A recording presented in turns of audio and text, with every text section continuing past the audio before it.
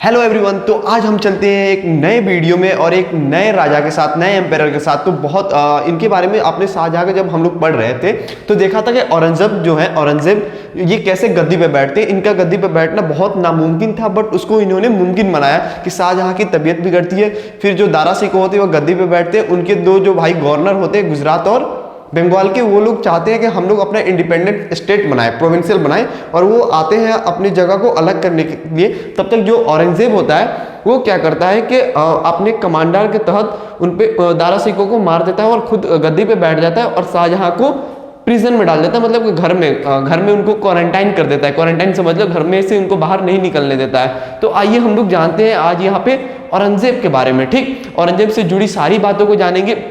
इनका जो पीरियड था बहुत बड़ा था, बहुत ज़्यादा था, तो इसको हमने बेसिकली दो पार्ट में कराया, क्योंकि इनके बाद जो होता है ना, मुगल सल्तनत धीरे धीरे डिक्लाइन होते चली जाती है। तो सारे जो डिक्लाइन फैक्टर है, जितने भी रिवोल्ट हुए, वो सब हम लोग पार्ट 2 में देखेंगे, और पार्ट 1 में हम बेसिकली देखेंगे इनके बारे में, इनसे जो जुड़ी जितनी भी बातें हैं उन सबको यहाँ पे हम लोग डिस्कस करेंगे। तो पार्ट 2 में आप लोग जितने भी रिवोल्ट इनकी हुई है, 6, 7, 8 जो इंपॉर्टेंट रिवोल्ट है, वो सब सारे आपको पार्ट 2 में देखने को मिलेंगे। तो चलिए हम लोग शुरू करते हैं औरंगजेब को। तो सबसे पहले हम, जैसे कि सब हमेशा जानते हैं कि इनका जो रियल नेम होता है उसी से हम लोग शुरुआत करते हैं। तो इनका जो रियल नेम था वो क्या था? मुही-अल-दीन मोहम्मद औरंगजेब।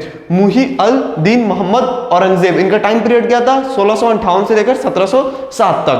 ठीक, ये इनका टाइम पीरियड हो गया। तो चलिए हम लोग इसी के साथ आगे बढ़ रहे हैं। ये जो आपको दिख रहा होगा ये तस्वीर बादशाही मस्जिद का है। बादशाही मस्जिद जो कि लाहौर में है, इन्होंने ही बनवाया था।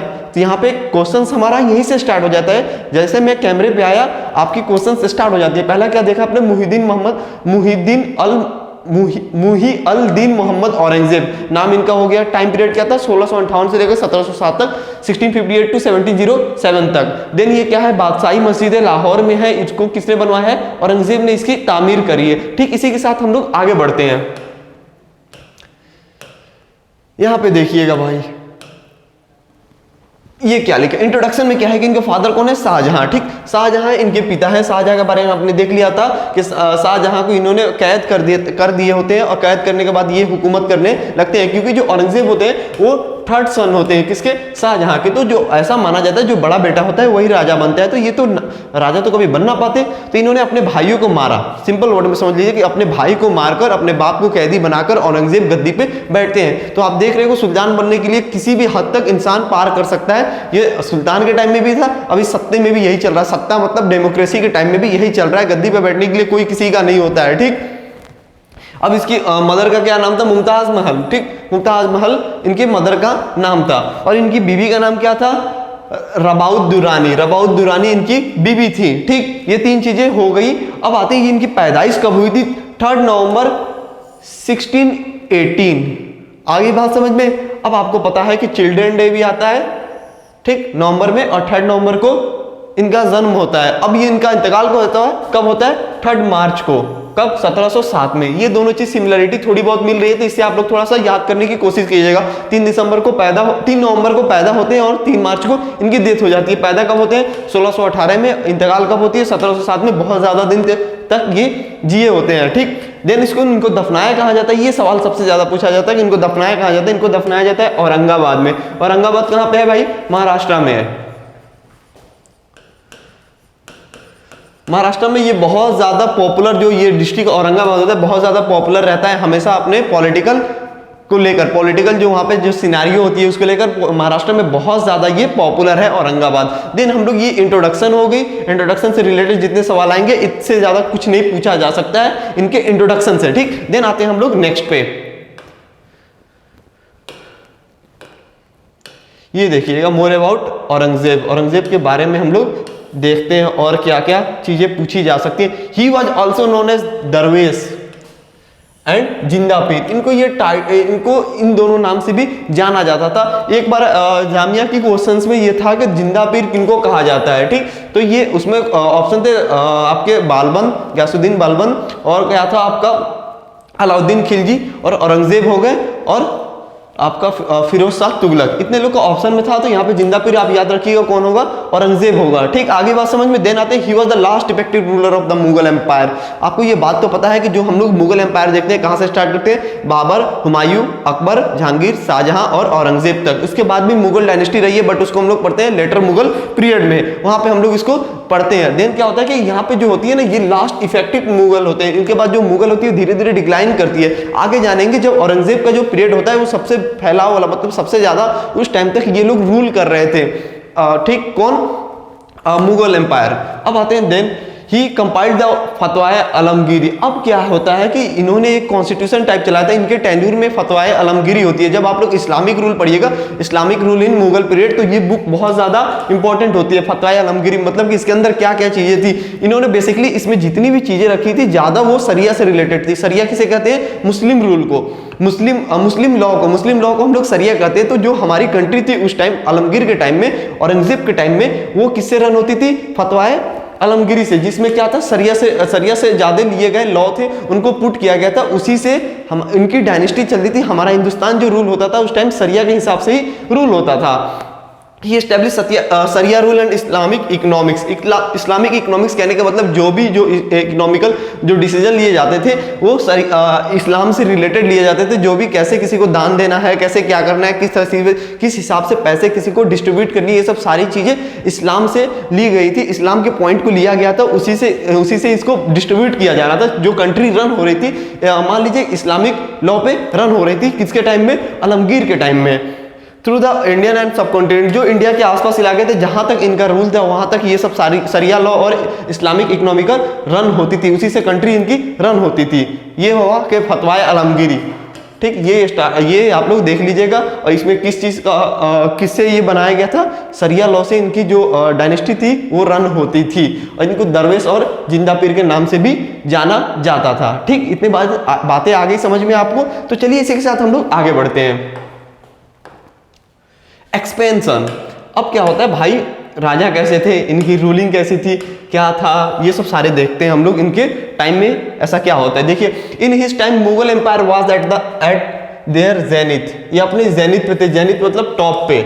ठीक, अपने उरूज पे थे। जो मुगल एम्पायर थी, मुगल एम्पायर जो थी औरंगजेब के टाइम में पूरे अपने सबसे ऊपर वाले पे थी। मतलब कि सबसे ज्यादा फैलाव वहीं तक हुआ था औरंगजेब के टाइम पर। जितना दूर तक ये उन्होंने रूल किया था, सबसे ज्यादा रूलिंग जो एरिया थी, एरिया के हिसाब से वो औरंगजेब के टाइम में ही थी। उसके बाद धीरे धीरे डिक्लाइन होने लगी थी। इन्होंने बहुत ज्यादा एक्सपेंशन करा था।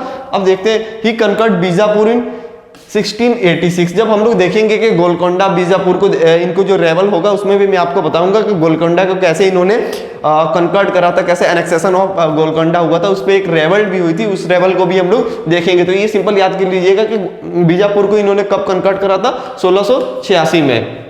ये ऑल्सो कनकर्ड गोलकोंडा इन 1687। गोलकोंडा जो तेलंगाना का पार्ट है, एक किला है, वहां पे इन्होंने इसको भी काबिज किया था। इसको भी इन्होंने अपने अंदर इसको भी कनकर्ड करा था, गोलकोंडा को भी। देन ये जो ये बेसिकली पार्ट है ना, ये सिया कम्युनिटी, जो मुस्लिम की दो कम्युनिटी होती है, सिया और सुन्नी, तो ये सिया के अंदर में था गोलकोंडा वगैरह। तो इसको भी इन्होंने कनकर्ड करा था। He expanded Mughal from Kashmir in north. ये चीजें देखिएगा कि इन्होंने कहां से कहां तक मुगल को फैलाया था इंडिया में। कश्मीर नॉर्थ में, कश्मीर से लेकर जिंजी इन साउथ में जिंजी तक इन्होंने फैलाया था। ये टर्म याद रख लीजिएगा।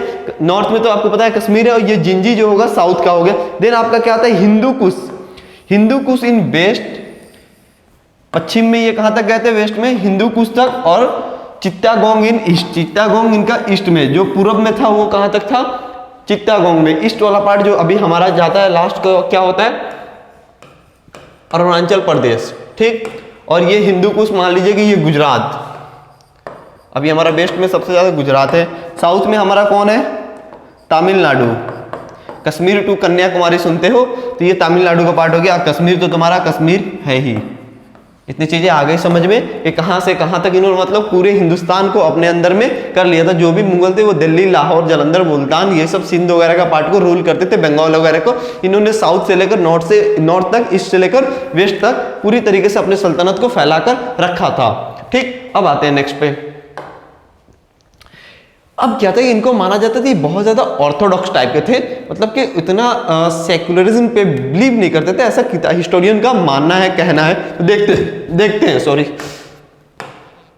देखते हैं कि इनके टाइप में इनकी रिलीजियस पॉलिसी क्या थी, ऑर्थोडॉक्स थे या सेकुलर थे, उनके बारे में जानते हैं। ही मेमोराइज द इंटायर कुरान, जो पूरी कुरान शरीफ होती है, एक बहुत होली बुक होती है, मुस्लिमों की होली बुक होती है कुरान शरीफ, उसको इन्होंने पूरा याद कर रखा था। मतलब कि बिना देखे इतनी मोटी किताब जो होती है उसको इन्होंने पूरे तरीके से याद कर रखा था। देन ही इम्पोज्ड, री इम्पोज्ड लिख लीजिए, बहुत बार इम्पोज हुआ था, ही री इम्पोज्ड जजिया, ठीक, जजिया को इन्होंने फिर से री इम्पोज कर दिया, जजिया जो बेसिकली होता है नॉन मुस्लिम के ऊपर लगता है। देन क्या होता है, ही बैंड सती, सती जो होता है, आपको पता है कि सती क्या होता है, सती में क्या होता है कि जो अगर कोई हस्बैंड होता है उसकी मौत हो जाती है तो उसकी बीवी को उसी के चीते में जिंदा जला दिया जाता था, ठीक, तो उसको इन्होंने बैन कर दिया था, ठीक।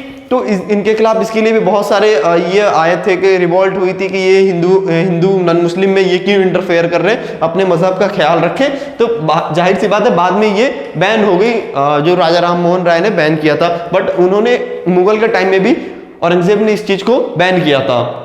देन आते हैं कि forward music in court, court में जो भी गाना बजाना नाचना ड्रामा सब कुछ होता था, सब कुछ इन्होंने बैन कर दिया था। बोल रहे थे कि जो कोर्ट होती है बहुत पाक चीज होती है, इस्लाम में ऐसा माना जाता है कि नाचना गाना बजाना ये सब थोड़ी चीजें फॉरवर्ड मना की जाती हैं, तो ये चीजें नहीं होनी चाहिए। और ये तुलादन, ये क्या है भाई तुलादन, तुलादन ये होता है बेसिकली कि क्या होता था कि जो राजा होते थे ना, राजा अपना पहनावा ओढ़ावा पूरा करके सुबह सुबह अपने बालकोनी में आते थे और हाय बाय करते थे लोगों को, तो मतलब एक दिखावा टाइप का, और सारे जो प्रजा होती थी सामने से इनको ग्रीटिंग करती थी। तो ये सब सारी चीजों को इन्होंने बैन कर दिया कि ये सब पूरे दिखावे वाली चीजें हैं, ये सब मैं नहीं करूंगा, इस टाइप की चीजें इन्होंने लाए थे। कुछ अच्छे हैं, कुछ आपको बुरे लगेंगे, तो सबके हिसाब से अलग अलग चीजें बनी हुई थी। जाहिर सी बात है ये मोनार्की है, तो मोनार्की में क्या होता है कि अपने मजहब का ज्यादा ख्याल लोग करते हैं।